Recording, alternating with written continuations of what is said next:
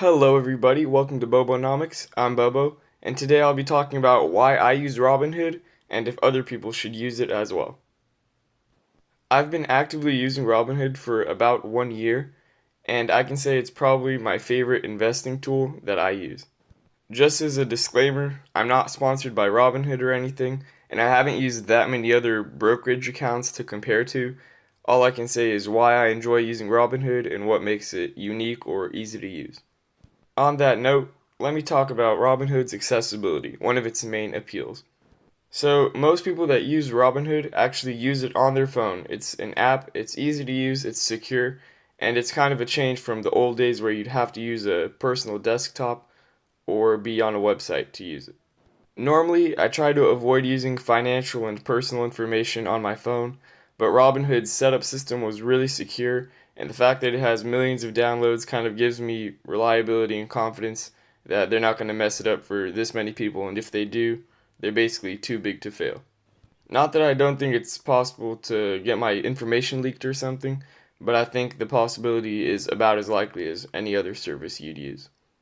Because Robinhood is so easy to download and it's accessible, it takes a good time to set up, maybe like 5 to 10 minutes. If you have all of your bank information, it should be pretty easy. But after you make your account, there's not much work to do, the interface is easy to use, and it's relatively intuitive.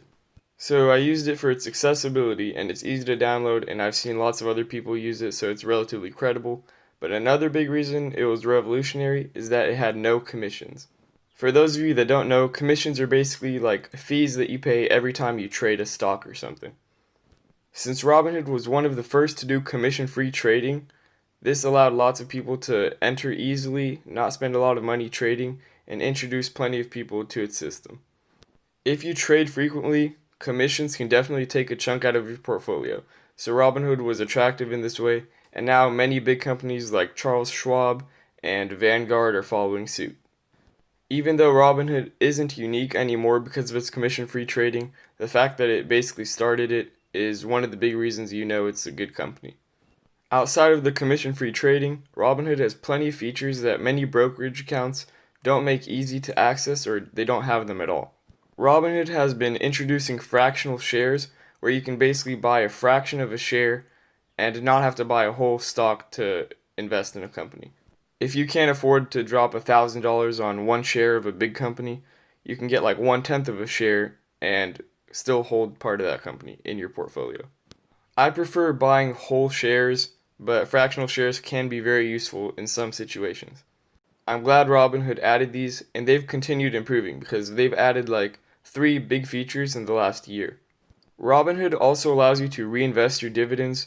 Before they didn't, and this is pretty standard in the industry, but I'm glad they finally got to it. With all of their improvements in the last year, Robinhood is now like objectively better than my previous brokerage firm. You have to transfer cash to Robinhood's account first, and then you can trade with that cash within Robinhood, but even if you don't buy anything, you can collect some interest holding that cash in Robinhood. Robinhood adding this feature makes it really convenient for me because then I don't worry about having too much cash in my Robinhood account and not collecting interest. This incentivizes you to hold money within Robinhood, and it allows you to have cash on hand whenever you want to buy something on a whim, which I don't suggest doing, but it's still good for versatility. Once, when a company I held dropped a lot in one day, I had cash in my Robinhood account, so I bought even more shares of my company that just fell, expecting it to go back up, and I already knew that I wanted to be invested in that company. Even though it's easy to transfer money to Robinhood from your bank account, having that cash on hand helps you make decisions quick and can benefit you if you know what you're doing. Because I'm confident in keeping my cash in Robinhood's account and collecting interest, I can be prepared to make such decisions.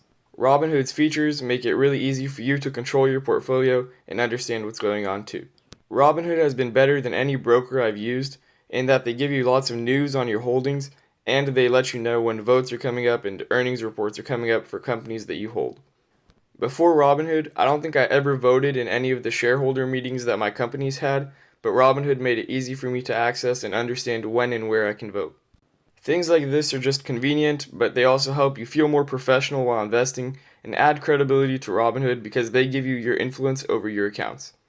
Despite all these features though, I think it's important to note that Robinhood is still very simple and you're not going to get extremely complex statistical data or graphs from Robinhood.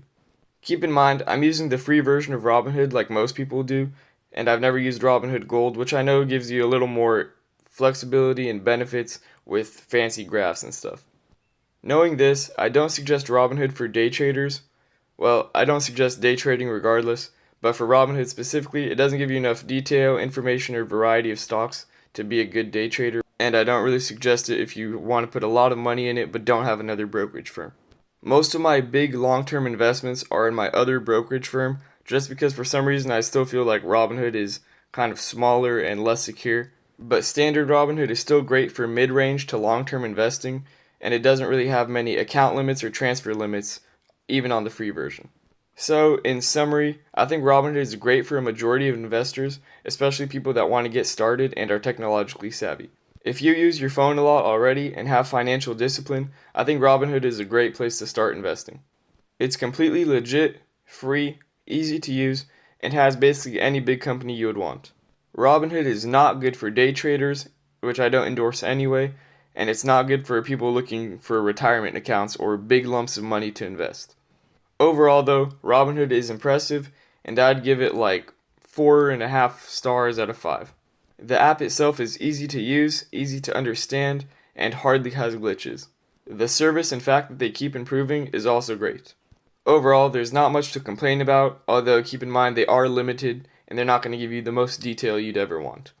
So, I hope some of this information helped. There's lots of unique things about this, and I've used it for a long time, so let me know in the comments if you still have questions. There seems to be plenty of good competitors for Robinhood, but this is the only one I can vouch for.